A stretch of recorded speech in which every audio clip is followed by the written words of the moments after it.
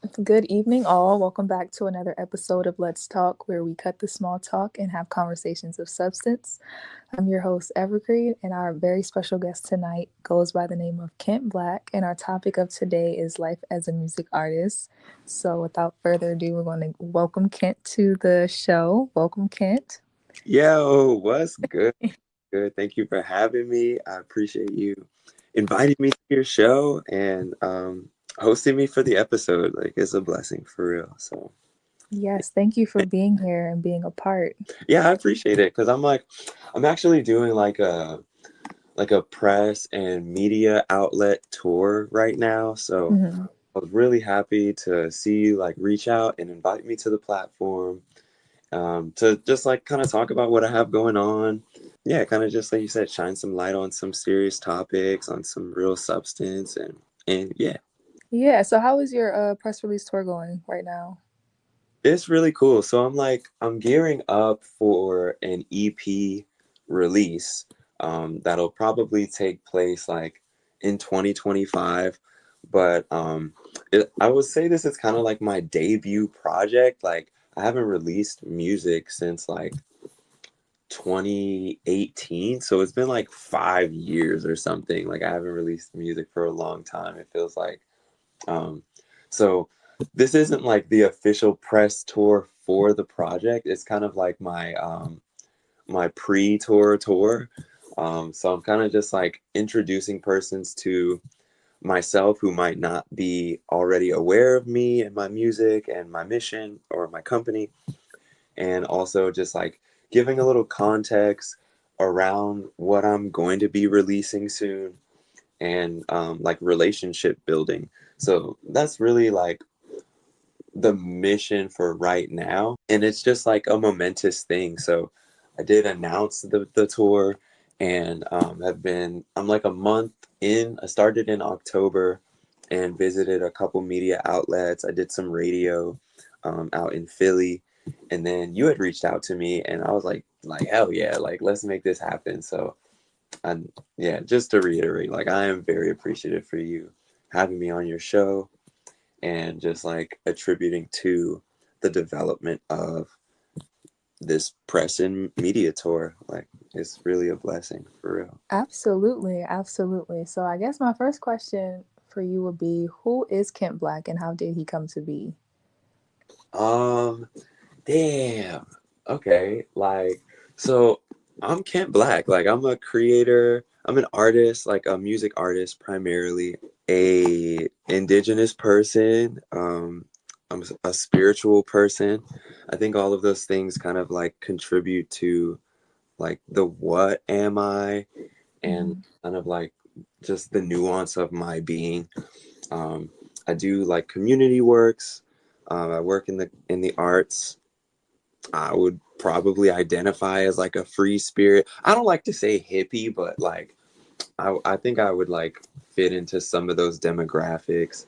Like I enjoy play and motion, and like I do a lot of like primal movement, and I make music. Like the music isn't my personality, but it's a big part of like how I exercise my creative energy. And I think that's just like always been a part of me. I know when I was like a kid, like my parents would ask me like, oh, like, well, I wouldn't say my parents, like my mom, she would always ask me like, oh, what do you want to be or what do you want to do when you grow up? And I would always say like, I want to be a rock star and I want to own a restaurant. And I think like my parents were like very traditional in that sense, and they would always tell me like, well, we'll support you going to college. And so I just like knew at a young age like I was just gonna have to like explore this thing myself, like whether I had the support of that system or not. And I've just like really been going hard for myself in that regard, like since I was a kid. And it took me a long time to like get into music. Like I did the high school band thing, like the elementary band, and kind of lost interest in music coming out of high school, but then like found music again as a result of like an injury I had sustained, and I was like bedridden for a couple of years, and like on and off, just like surgeries on and off and that kind of thing. And my mom's partner like gave me one of her old bass guitars, and she was like, I'm not using this, so like you can like mess around with it if you want. And that kind of really inspired me to like get into more like music, writing music, and like music production, because I could do that like from my bed. And I wasn't like very mobile at the time, like I wasn't really healthy at the time. So it was just like hard for me to get around. I was trying to go to college, like community college, but it was just really difficult because I was like in and out of the hospital, like having like surgery a lot. Ultimately, I had to like drop out of like that situation, and music really was like there for me at that time. Yeah, I think that I just found like connection to myself and kind of purpose around that. And like spirit kind of just like took over, and my energy, creative energy was like really flowing. And it was kind of just like a thing where it was like, it's hard to ignore this. And so I really like afforded myself that, and explored that. And then like made a couple songs, and like went to some open mics until I got kind of like my first big break in music. So I think that would about sum that up. Yeah. So, what would you feel like the number one thing was that solidified you pursuing your music? Would you say it was your injury? I think that was kind of like the the um the catalyst for like me finding music in a more like serious manner. I didn't really have knowledge around like music production or music composition outside of like band, or just like kind of like just fucking around, or like freestyling like with my homies or something like that. So like the my injuries really kind of like introduced me to like writing and composing my own music. And I started doing that, and then like just was like, man, I've never used GarageBand on my computer. So I like opened GarageBand and started messing around with that, and got a MIDI keyboard. And that, yeah, I think that was kind of like the catalyst for me like taking music more seriously, because I had all this like energy and creative energy. And I used to be a visual artist. Like I used to illustrate, like draw a lot. And I still draw, like I still do exercise like my visual arts. Like I make all my cover art for my shows, for my albums. I make all my graphic art for my concerts and stuff like that. But yeah, like that was really what like sent me into a more serious state with my music. And then I think the thing that kind of solidified my vision around music being something I could do professionally was like I had produced an EP in like 2014, and it was called oh my gosh, like why am I drawing a blank right now? I forget what it's called, but it's in my discography on like Spotify or Apple Music. And then so I made that project, and there was a single on it called Girl. It was like a really neo soul, like somber kind of like single. And I had sent that to a couple like radio DJs, and there was like a an industry competition hosted by 93.9 WKYS. It's like a FM radio station in the DMV. And there was like a producer on that show who he had a TV show series that he was doing in addition to like a few other things. And he hosted a radio show. But long story short, he had a like this series, this show series. I don't remember the name of it. This was like 10 years ago. And but the premise of the show was he was selecting like 25 artists from the DMV to kind of like go through this industry. I don't, the language is escaping me, but it was like an industry exposure walkthrough kind of thing, where if you were selected, you would be invited to the radio station to interview. They would like interview you about your music. We did like some radio drops that they had put like in between the radio drops of the radio station show and stuff like that. And then they also promoted like a showcase where the artists that were selected would go and like perform at Pure Lounge, which is like on U Street in Northwest DC, I think. Um, so that was like my really big, like that was like my big break in music professionally. Because I hadn't really had any exposure to anything industry related. Like I was just going to open mics and like just like trying my little songs out, like and like practicing, performing, and that kind of thing. So that really like opened the door for me professionally and like opened my mind to the possibility of like music being something that I could do as a profession. And that was, I think, like my first day and experience of like music in the industry and like working in the industry, in the music industry. Okay, dope. I didn't know that. That's actually pretty interesting. Um, so you are an indie artist, correct? Like, is that like your main genre that you explore?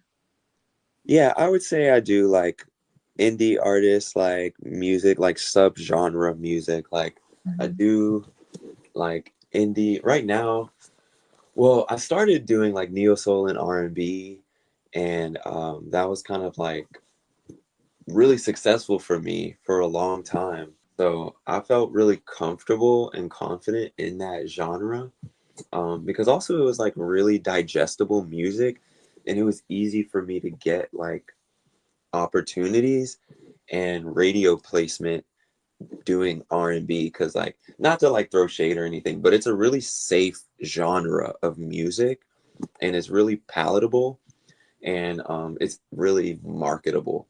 So I was able to like get a lot of radio play with that. Like I remember like I remember being like, yeah, like I've released 8 songs and I've had 8 songs on the radio. And so right now I've kind of like, since like COVID, I really like made a switch with like my music and kind of just like the nuance of where I'm trying to go musically. And so now I'm doing like indie rock, um, like grunge, post punk, some like alternative rap. I'm not a rapper, but just stuff. And but yeah, like indie rock, grunge, that's kind of like where I'm at right now. And it's not as easy getting placement for that kind of music, I will be honest. Like there's not as many radio stations or media outlets that promote indie rock or post punk, grunge, like punk, that kind of music. Um, Especially in like the black community, like there really isn't. And I've been here like 10 years, so I don't feel like I'm stretching the truth to make that statement. So I am like, I feel like I'm not really fighting an uphill battle, but for some people, like I'm the first person to introduce this sound to them or their platform, or to introduce the possibility of that being something that they can play to their audience and have it be received. I don't feel insecure or lack confidence in introducing myself to platforms and with the sound that I have now. Um, like, some people are receptive to what I got going on and some are not, but when it aligns, it's a blessing. And when it doesn't, that's also a blessing, because I feel like both pieces of information are beneficial to me. Like when people give you a yes and you're just showing up as your natural self, like those are the people that I would want to work with, other than like trying to convince people of my value and trying to convince them to want to work with me. And I mean, as an artist, like you are constantly selling yourself. But I think there's like a distinguishable difference when like there's a difference between like pitching yourself to a company or an organization and like begging to work with a company or an organization. So Like if I feel like I have to do the other thing, then it's just not for me, and I can put that energy into something else. So yeah. Are there any genres that you have yet to explore with that you would like to get into in the future? I feel like this is what I'm doing right now is that. Like I've always wanted to be a rock star, but I didn't really Mm, have confidence to make that kind of music or the background to make it. Like I grew up on like Old Town, R&B, neo soul, like I think the closest thing to like rock music that I grew up on was like Parliament and Funkadelic, like you know, like some of that kind of stuff is just like trippy, a little like psychedelic, 60s, 70s, like rock, that kind of stuff. So to be doing like punk is really is me stepping out of that comfort zone. So I'm like actively pursuing that right now and finding and developing my sound. Because I had a project that I was doing before where it was like all live instrumentation, like it was called Black Punk Affair, and it was a one man punk band EP. And I set the drum machine, I build the loops live, and then I do the vocals over the instrumental. But I build the instrumental, and I was really enjoying that, and that was like super experimental. Um, and I had recorded a couple songs from that, and they sounded really great. But I feel like from a business perspective, like the music wasn't as marketable as I was wanting for it to be for like new audiences. Which is, as a music artist, like you're constantly trying to pursue like new audiences. So I felt like that music was just it was great, but it was better for like my live show performances than it was like as a record that I wanted to get people like involved in listening to, because the songs were like 6 minutes long and it's really jammy and it's really sick. But as like a new listener, like if you didn't know my music and that was the first song you heard, you'd be like, is this guy just jamming out for like 6 minutes? Like, so I wanted to make some music that was more marketable and more like user friendly. So I really like sat with that and kind of have been refining my sound over the past couple years. And I feel like I've arrived there. Like I feel like I've accomplished that. And so that's kind of where I am right now with like the precursor or pre-release of my debut EP titled Alt Bay, like Alternative Bay, but yeah, mm. Alt Bay. Yeah. So you kind of touched on this a little bit about like what you grew up listening to, but um, what slash who are your influencers, and do you feel like where you're from influenced your work at all? I think like early influences, like I definitely, give respects to Parliament Funkadelic, George Clinton, Larry Graham. If people don't know who Larry Graham is, that's like Bruno Mars' uncle. But he had a band called a group called the Graham Central Station, and he was like the originator of slap bass, like that um, style of bass playing. He was like the originator of that. I don't know. I listened to a lot of neo soul and R&B growing up. Like I listened to a lot of Macy Gray and Kem. I loved Kem growing up. I thought he was like super sick. Um, I listened to a lot of Outkast.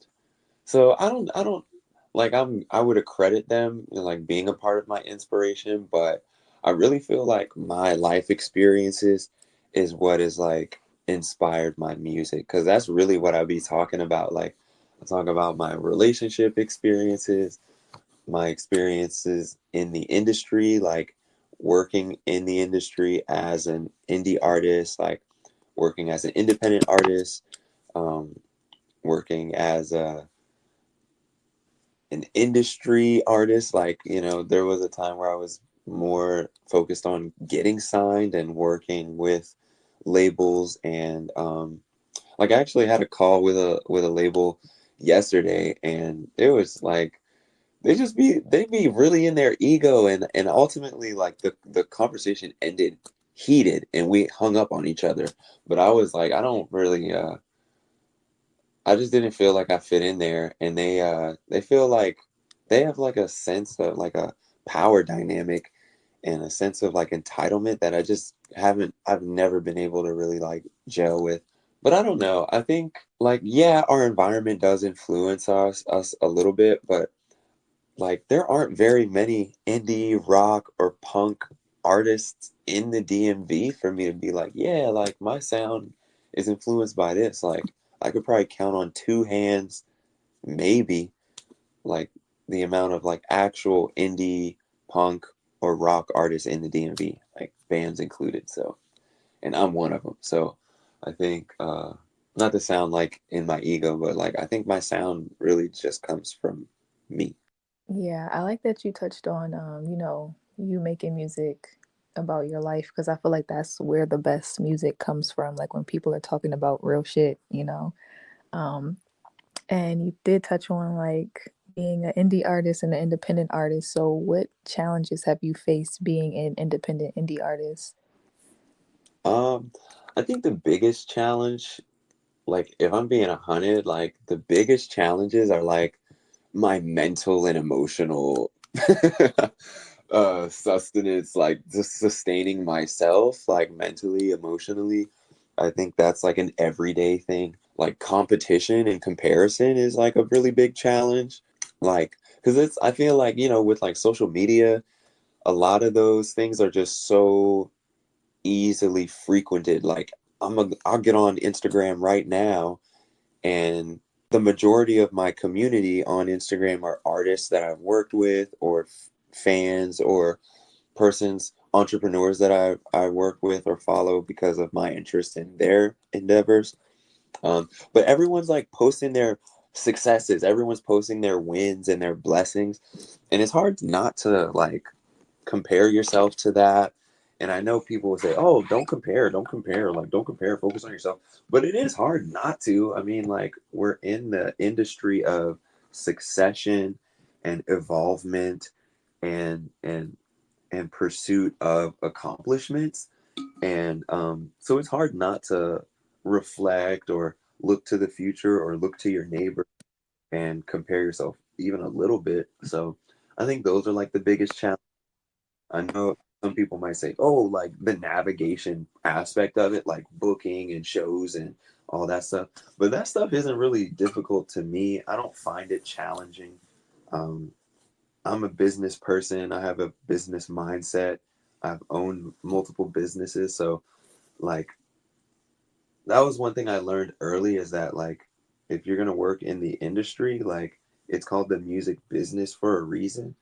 And I think, like, the most successful artists are the ones who have either a lot of money to throw at your career and the resources that are needed to sustain that and evolve that, or just the ones that have a strong business sense.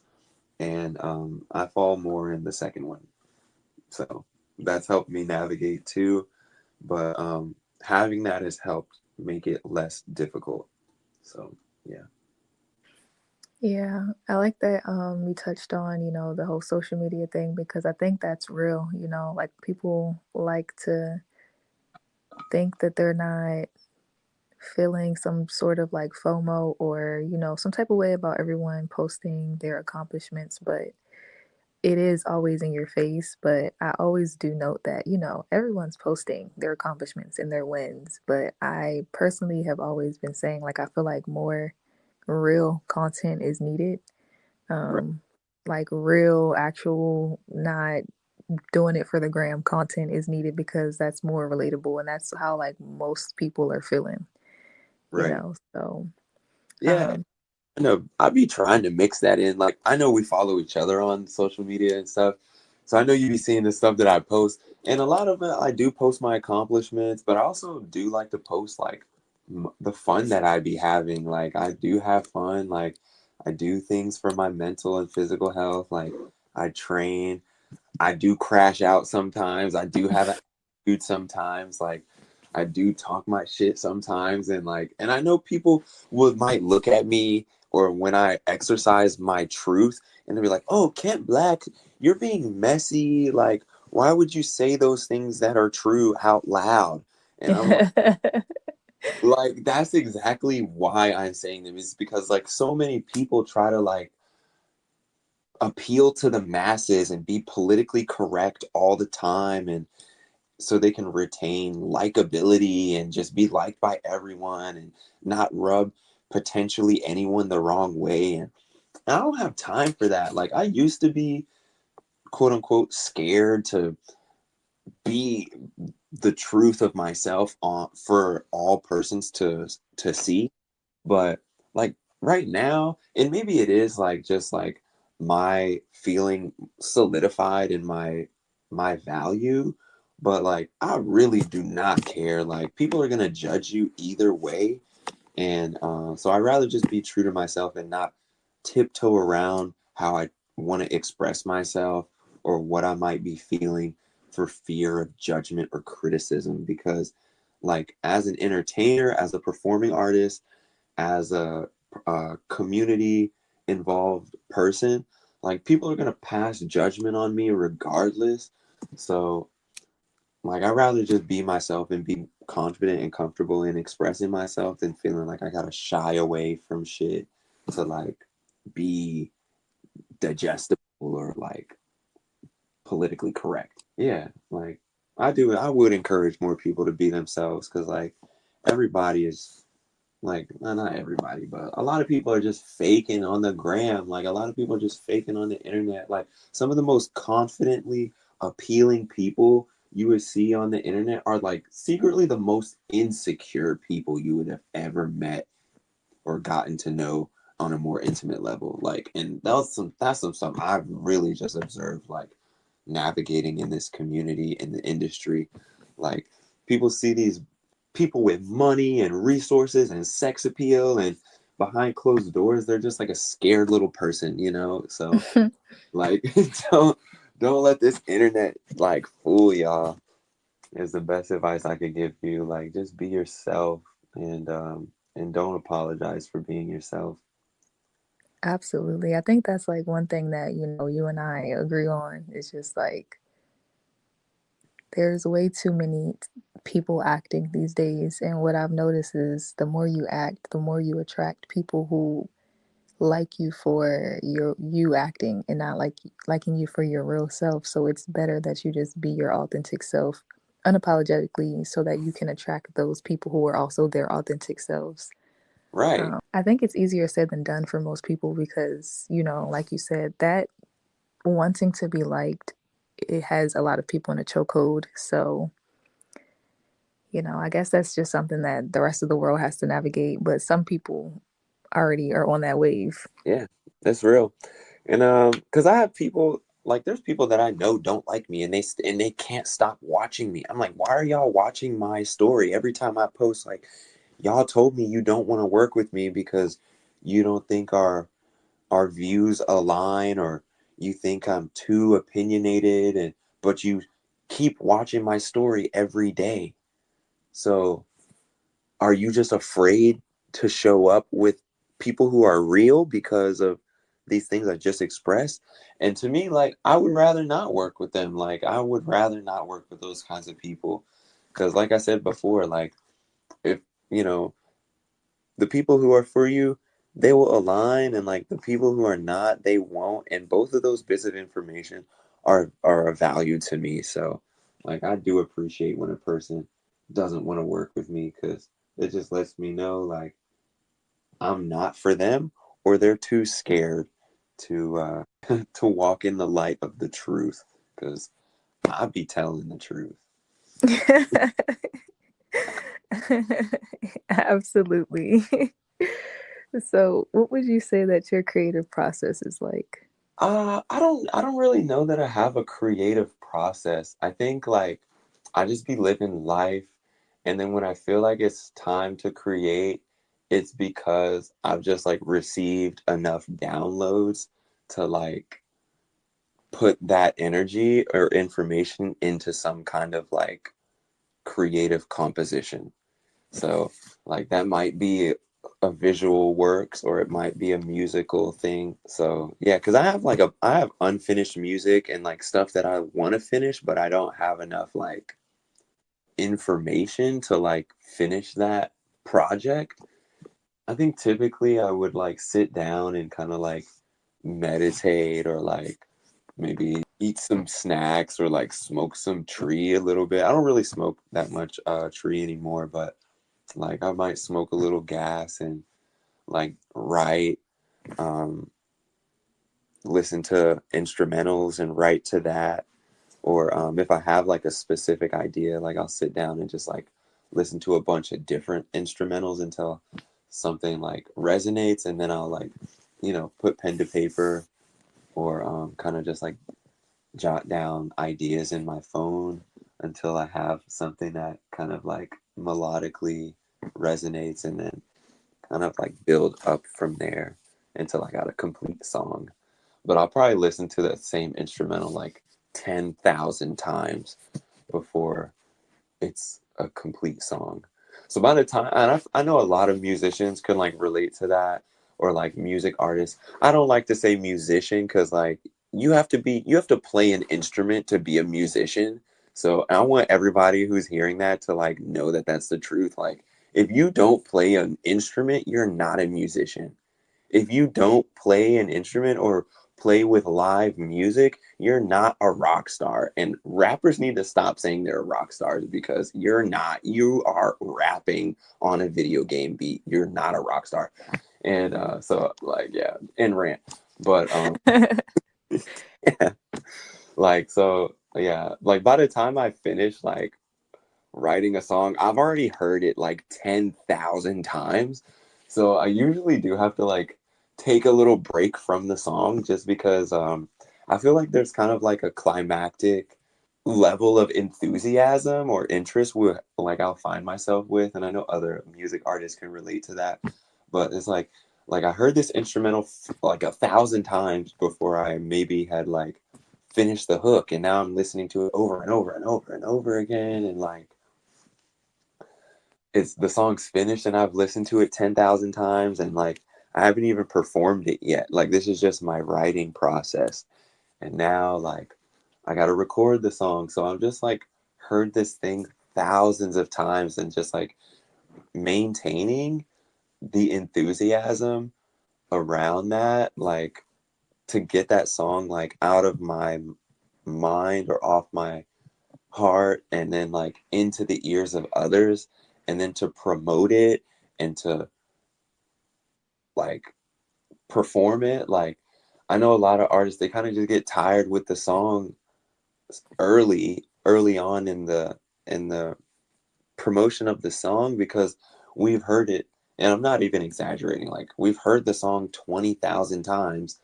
So when I've performed it like 10 or 15 times, which really isn't that much, like I'm already sick of the song. Like I'm like, oh, this is like my 20,015th time doing this song. It's like, but to like new listeners, it's their first time, and I'm like, yeah, like so. I think just like finding ways to keep that nuance available, keeping the music fresh for yourself. So I always do like make a point to take a break from my new compositions. Like when I make a new song, I take a break from it. I don't just like keep going and then roll it out because I feel like I get tired of it quick. So I think that would also be a part of my creative process, is like making the art and then taking a break from it so that I can like compose myself and like yeah, I think that's about it. Yeah, I can definitely relate to that as well. I do have a lot of friends who make music, and um I like to co-work a lot. So most of the times when I'm like hanging out with my friends, that's what my friends who make music are doing. They're just playing the instrumental over and over and over again. Yeah. So I can see how like you can get tired of that, but I can also even just relate that to like my own practice, where if I'm working on a painting or even a podcast episode, like editing it over and over again and having to replay it back. By the time I release it, I'm like, I'm done with this episode, Yeah, So for yeah, sure. I think that's like the a little, tedious part of the creative process. Um, but I've seen you perform before, and so I know that you probably don't have um at this time, performance anxiety, but was there ever a time that you did have performance anxiety, and how did you overcome that? Yeah. Okay. So like, yeah, definitely like performance anxiety. Like I feel like all artists feel like that they had performance anxiety and it was really bad. But mine was really bad. Like I was not a performing artist until like I found myself in that space. And like I didn't have any formal training. So like that's just like something I had to navigate and just do hundreds of times, like hundreds and hundreds and hundreds of times. Like I know I've had like hundreds of shows, like maybe even reaching 1,000 shows, but I know for years I didn't feel like as confident as I do on stage now. And so I would say probably like up until almost COVID, I was like the maybe the first like 3 years of me being a performing artist, like was not is nothing to be. I mean, I'm very proud of that, but it was not impressive. Okay, like it was nothing impressive. So, but I think just repetition and like continuing to put myself in those like situations to like overcome those fears of being on stage and like the shyness or insecurities, like it was just something I had to do like over and over again until I could find comfort in there, because it's different like rehearsing. Like when you're rehearsing, like you don't have an audience, like you don't have the atmosphere of the show, you don't have prom- promoters like advertising you, you're not like, you don't have all these eyes on you, you don't have all these lights flashing on you, you're not standing in a room where everyone is watching you and expecting you to perform or entertain them. And so that specific like environment is only available in that situation. So I just had to like book myself for a lot of events, go to a lot of open mics, and just put myself on stage like as much as possible until it felt comfortable. And just like the rituals I think that go along with that, like yeah, like some people like they meditate or they eat before or they don't eat before, or they might smoke before or have a shot, or like whatever rituals you practice to get yourself in the place to be able to show up in that capacity. Like I don't pass any judgment because it's really not easy. Like it's not easy. um but it's definitely something that took me years, I think, to like find confidence and comfortability in. And now, like, I feel like I'm a different beast right now. Like now, I feel like I own the stage. Like I belong there. Like, and that's like a really powerful feeling. And that's something that I had to like come into understanding or like understanding around, is like I do belong here. And it's taken me like a lifetime to achieve that feeling, or to like arrive at that sense of belonging. And like it is something I'm very proud of, because all those like really bad performances or like early on um, presentations, like they all attributed to like how I'm able to show up now.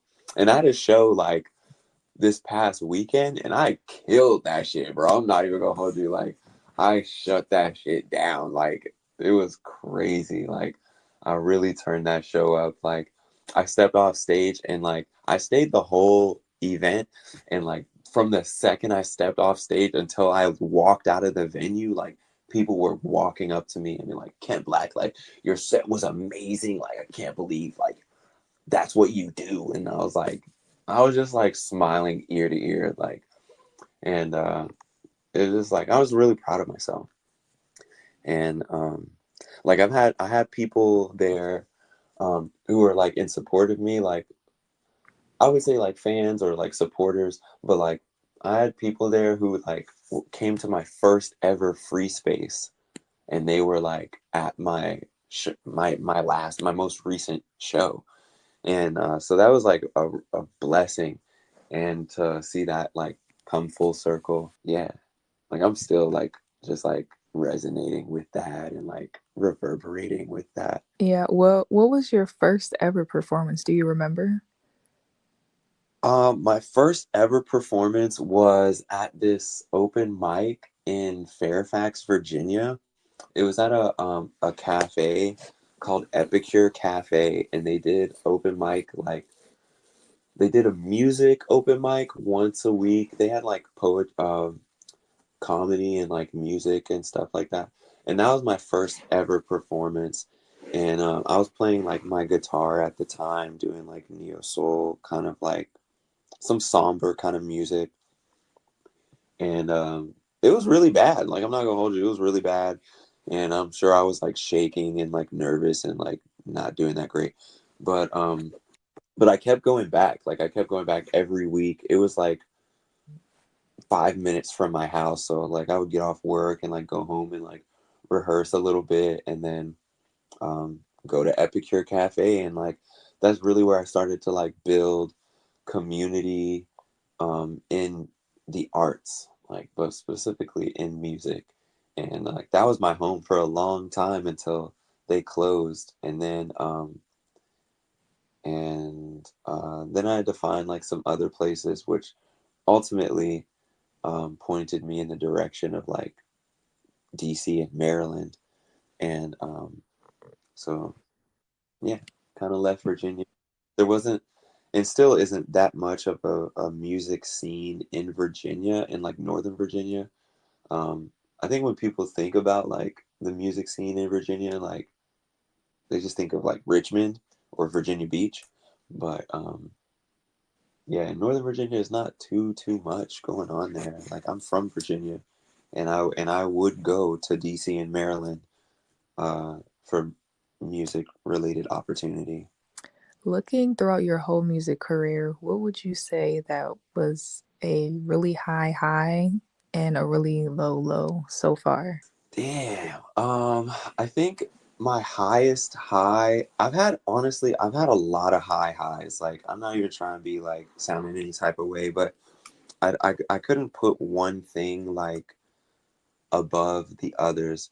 But I know there's like one thing that has always left an impression on me, and it's what I shared with you earlier is when Easy Street from 93.9.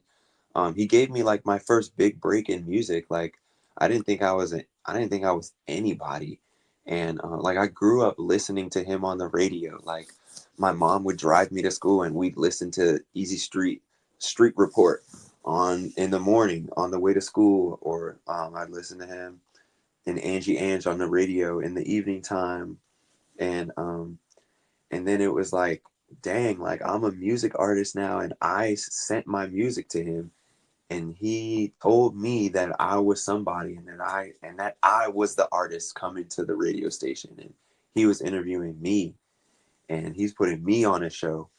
And like so I think that was like my highest high, because I didn't come from any of this. Like I don't have any family or relatives or friends in the industry who could help me like get into that. So he was like the first person to like open the door for me, and he's a really big name in the industry. Like he's interviewed Beyonce, he's interviewed Jay-Z, he's interviewed Young Dolph, he's interviewed Kanye West, like he's interviewed me, and I'm like, damn, like that's crazy. Like, and so that was, and I like when I told my mom about that, she didn't even believe me. Like, and so like that was really cool. I think that was like my highest high. But you know, I've also like I've been on tour. Like I've taken artists from my city on tour with me to like do shows, do concerts in Atlanta. Like I took artists on the road with me and helped get other artists on the radio. I opened a venue from from the money I made in music. That was a really high for me. Yeah, like touring out of state, like putting other artists on, like that's been a blessing. And I think my lowest low was probably like around the time that I closed my store, because I feel like my life was kind of like falling apart at that time. Like I wasn't really doing well, like with the family unit that I had was like in process of building. Like I was watching my business kind of like close. It was like contractual. It wasn't like I was going out of business, but it was just like sad to see that coming to an end. I built some relationships with artists, and that kind of all just came like to a crashing burn. I think like all those things kind of were just happening at once, mentally, spiritually. I was just really taxed and going through like a purge of friendships and relationships and understanding of how to navigate those and how I need to like represent myself and like those kinds of things. So that was really hard, like watching artists just like hate on me and shit talk me and just make up things because they were had loyalties to other friends who had beef with me, and they were just like just saying anything to drag me, and that was really frustrating is the truth. So that was probably like my lowest low, but it really kind of like just like showed me how to better navigate in the industry. And it also made me realize that like I'm a real music artist. Like I'm a local celebrity. Like people were dressing up as me as for Halloween and shit, like painting my tattoos on their body and pretending to be me. And it was a really weird time. And so coming out of that was like required just like a lot more of me than I felt was immediately available. So I had to learn how to navigate that and um, like pick myself up and find my people. And so now I definitely like carry myself a little differently and am more guarded in who I allow access to my person and my life and that kind of thing. Because I think before, like, I was a little like ignorant about those ideals. And so, yeah, I think now I just have like a better understanding of like myself and my role and my influence in this community and in the industry in the DMV. So, yeah, like sometimes it does feel surreal. Like, I don't even like to be in my ego about it, but there's just like people will introduce language to me that I wouldn't have used for myself. And I'll be like, wow, like this is what y'all think about me. And some of it is good and some of it is bad, but it's all good information for me because it lets me know like where people's minds are in regards to my presence and my influence and sometimes my power.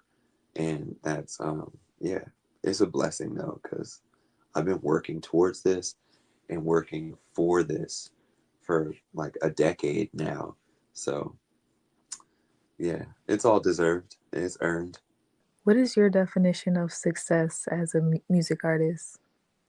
I could say like confidently, like how I define my success as a music artist is like what I'm able to do in my community and for other artists. Because I feel confident about what I'm able to do for myself, like not entirely, but like if there's something that I'm wanting to do or pursue, like I feel pretty confident about how to get there or like how to introduce myself to communities or environments or resources that would help me like arrive there. Um, but I feel most successful when I'm able to like provide resource or open a door for another person and help show them like themselves. Like if I could show a person themselves or like help another person like unlock things about themselves that maybe haven't been nurtured or provide a resource that benefits a person, like that's how I would define success, is like what I'm able to do for my community. Because I just always remember this, like every day of my career, like I celebrate that man, like Easy Street, because like I was a child listening to him on the radio. Like I was a child listening to Angie Ange, and then I'm a young adult, and now I'm like outside their office at the radio station, like seeing their name on the plaque in their I'm like, I'm out front of Easy Street's office in the radio station. Like I'm out front of Angie Ange's office, like at the radio station. Like this is crazy. And I just remember how like being exposed to that and having like a person affirm something that like I was insecure or uncertain about or didn't have nurturing or supports around. And like I'm pursuing this thing, and it just feels like an uphill battle constantly. But to have people like help open a door because they believe in you or they see something in you that you might not see in yourself, like that really gets me off. Like it really gets me off. And it's not like us, it's not to like stroke my ego, but it does like warm my heart a lot to be able to like, like some people like to go and like help the homeless, but like I like to help my community like of artists and like help those who are helping themselves like achieve their dreams. And like I know it sounds like a little cliche, but like when people do that for me, it like opens my heart like so much. So I know when I'm able to do that for others and not have expectations around that and just do that because that's a part of my purpose, like that's everything. And that's how I um that's how I celebrate myself and my community, and how I honor God, and and yeah, that's my whole shit. That's what I'm here to Yeah, I do. think it's really important to, as you have blessings, to bless others. And so that's a good definition for success, in my opinion. Outside of, being authentic, do you have any other tips for any other artists out there or anybody chasing their dreams? Yeah, I would say like some things I tell myself is like don't chase your dreams, pursue them, because I feel like sometimes like chasing is it just feels like hungry and desperate. And to me it implies that it's like running away from you a little bit. So I would definitely encourage people to like be in pursuit of the things that are of interest to you, but don't chase them. Like don't beg for things, and don't be desperate for opportunities, because when you're desperate, like you are more willing to like accept anything, and not everything is for you.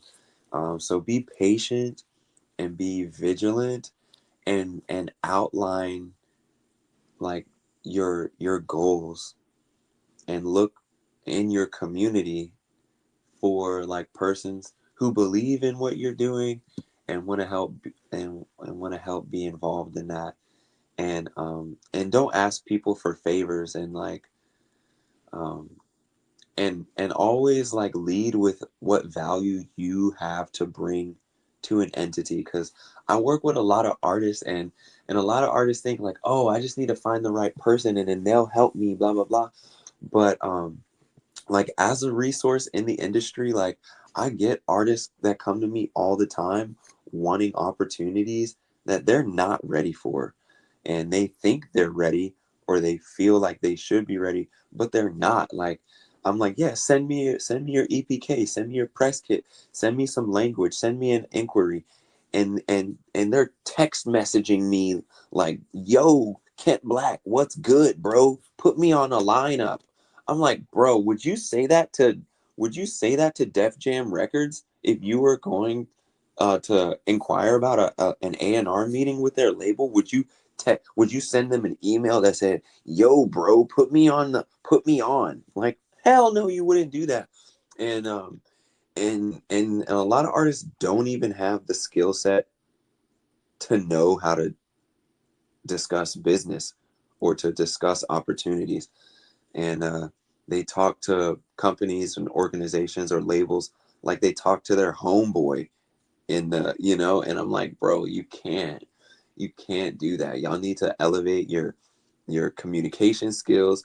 Y'all need to elevate your business sense. You need to get some more professional language. You need to apply to opportunities like it's a job interview.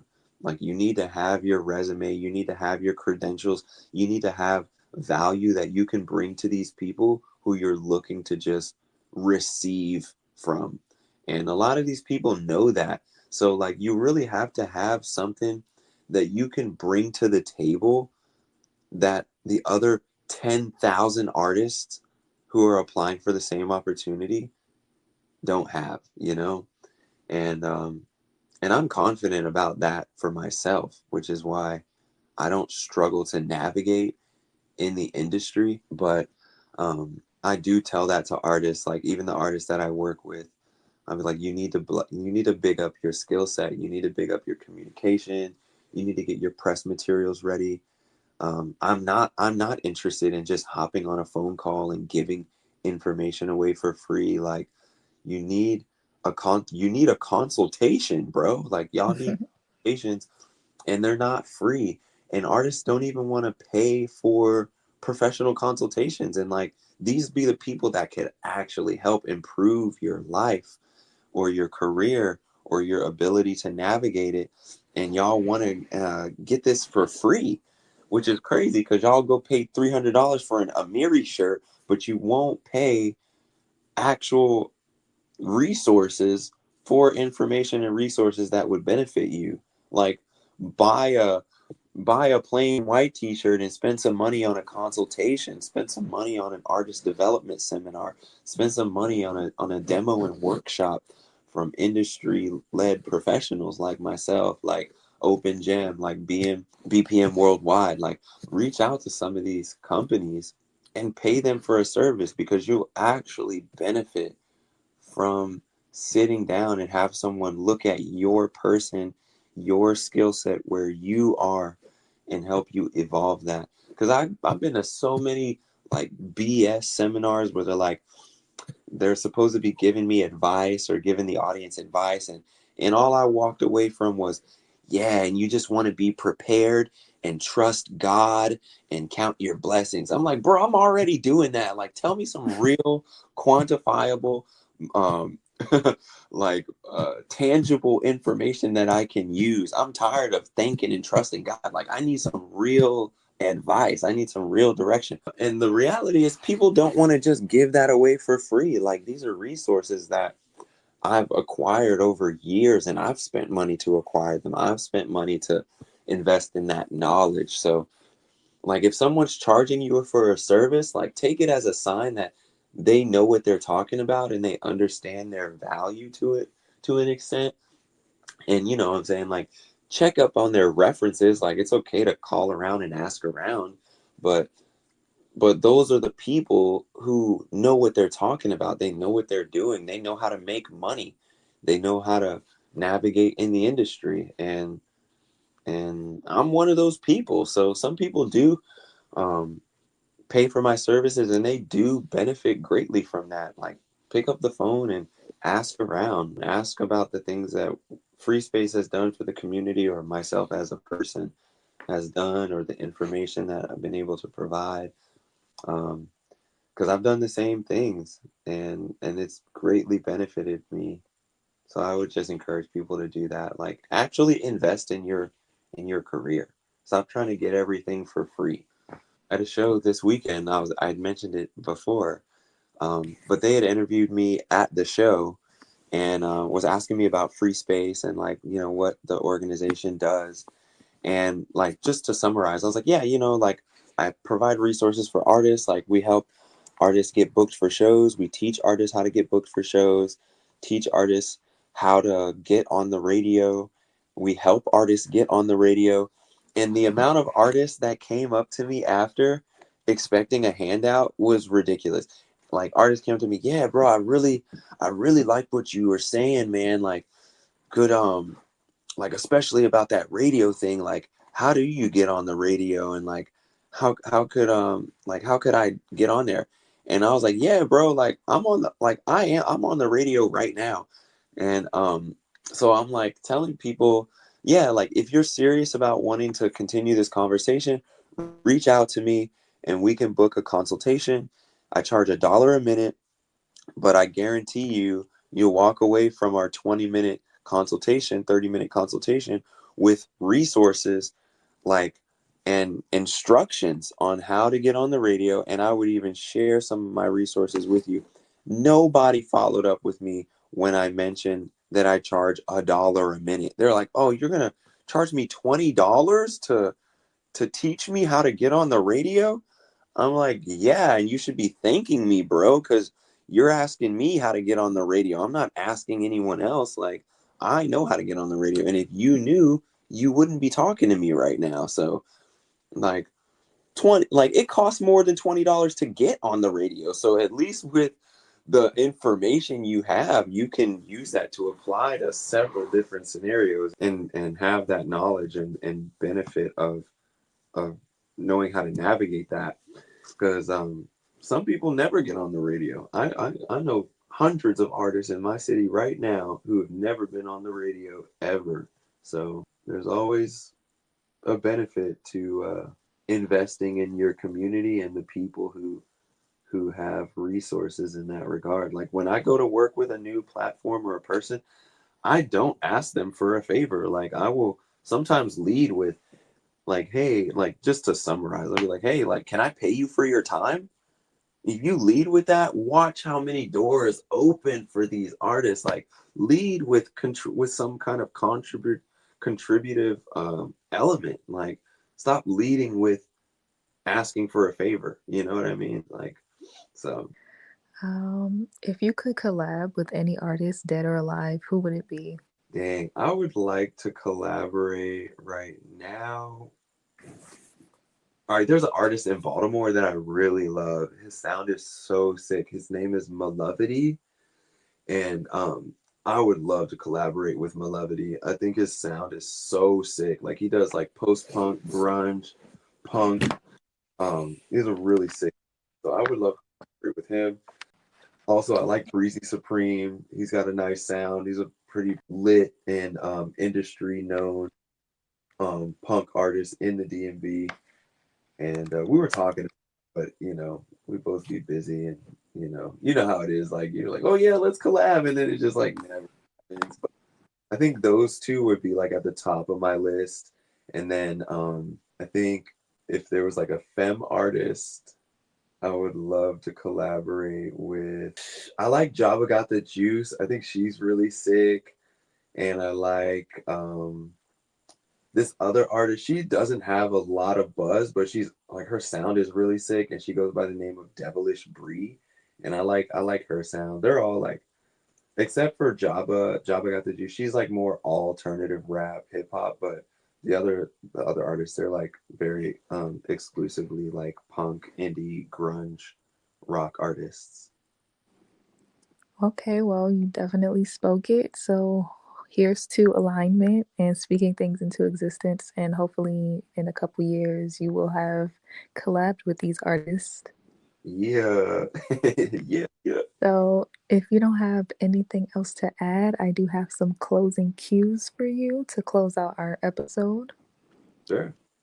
All right, so the first closing cue is what inspires you the most? I think the things that like keep me inspired is like my imagination and my community. Like the things that I envision or see for myself definitely like encourage and inspire me to like get up every day and pursue musical venture.